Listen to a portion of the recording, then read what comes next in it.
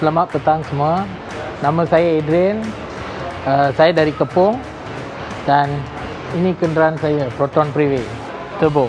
Okey, I dapat tahu LEPAK EXHAUST melalui abang saya. Dia pandu kereta CX-9 dan feedback dari dia memang berbaloi lah.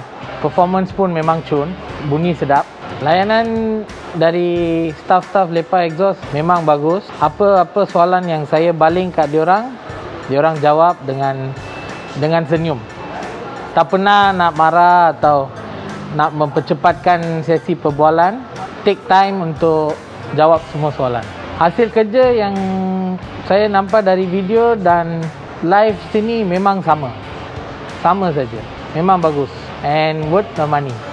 I sebenarnya ada niat nak buat exhaust, nak upgrade exhaust, tapi tak pernah ada masa dan biasa kereta PREVE ni kurang kepakaran diorang tentang exhaust.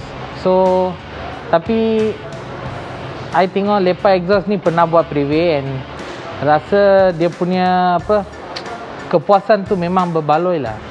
So I pun datang nak try. Definitely respons dia memang cun. Saya buat full stainless steel exhaust piping sampai ke belakang dengan Valvetronic.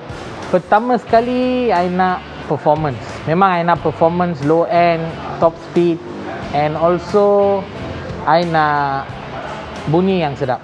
Okey, dari aspek harga, LEPAK EXHAUST dia lebih mahal dari kedai yang lain. Tapi daripada difference dari kedai yang lain, you dapat titanium welding yang kedai lain tak bagi. Dia punya mahal dia tak banyak sangat, tapi memang berbaloi. Saya punya kereta ni actually semua dah buat, kecuali tukar turbo, remap semua dah buat. I suka kereta macam ni. Kalau apa yang I boleh dapat maksimum dari package ni, I memang happy. So if you guys have seen this video, I would like to encourage you all to come and have a look and come and view LEPAK EXHAUST for their work of art. Bersama kami di LEPAK EXHAUST.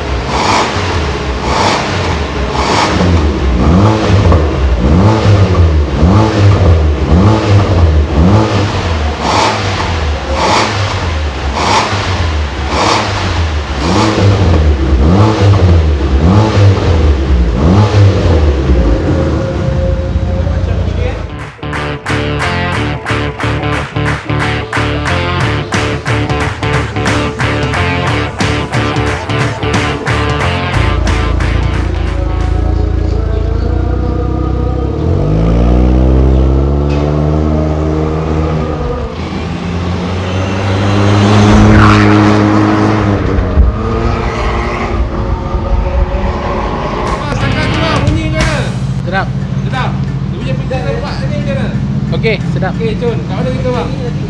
Very good. Kita kat mana? Lepak exhaust.